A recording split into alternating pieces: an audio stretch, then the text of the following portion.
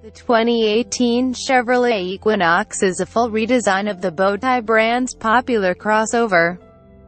My tester, a top-shelf Equinox premium with the most powerful engine and every option save.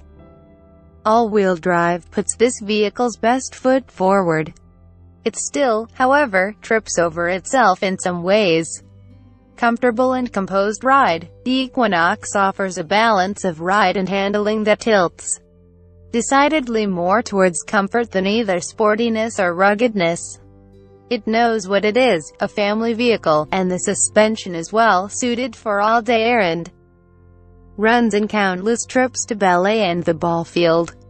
While ill-prepared for high-speed shenanigans, the Equinox's handling at least feels more stable and composed than, say, a minivan's punchy yet peaceful engine. My favorite part of the Equinox is its turbocharged 2.0-liter four-cylinder engine, not just for the ease with which its 252 horsepower and 260 pound-feet of torque moves this 3,500-pound crossover, that's 400 pounds fewer than year's model, but for the dulcet way it does it.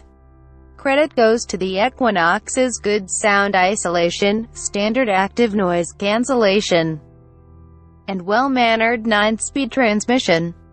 The latter is available only with the 2.0-liter engine on the top LT and Premier trim levels.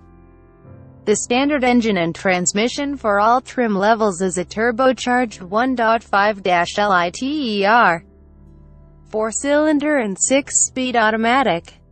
The Equinox, along with its corporate sibling from GMC and the Mazda CX-5, also offers one of the compact crossover segment's only diesel engines, which gets up to 40 miles per gallon on the highway. Ask your local when they're arriving, though, because we haven't found one in the wild yet.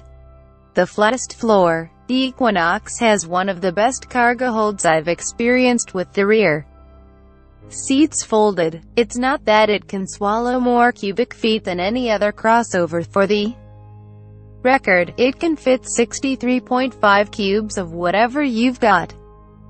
Rather, the shape of the space, and in particular the way the cargo floor is both completely flat and level from front to back, makes it more usable.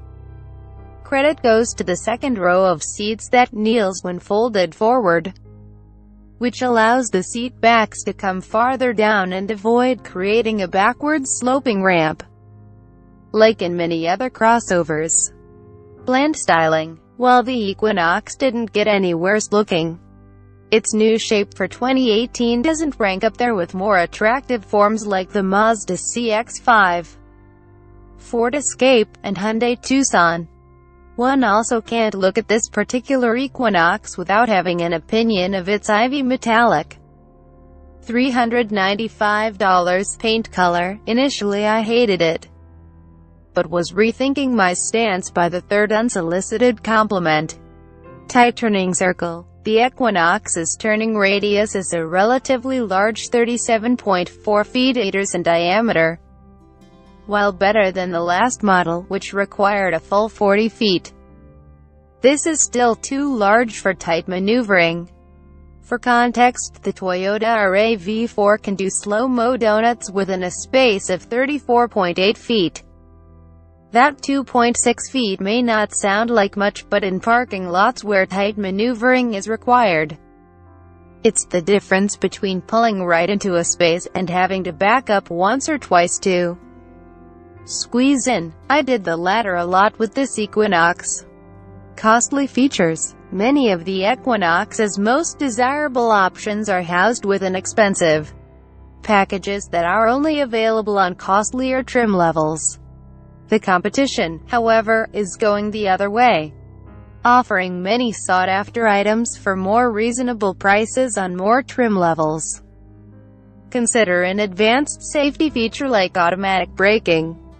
On the Equinox, this technology is only available on the most expensive trim level, the $31,735 Premier, and within an optional package that costs an additional $1,895.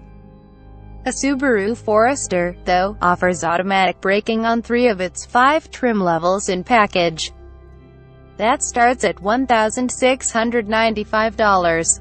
A Toyota RAV4, meanwhile, offers auto braking standard on every single one of its trim levels. The Equinox pulls this with more than just expensive features. You don't get more than one USB port until you order a $1,995 options package on the second most expensive trim level.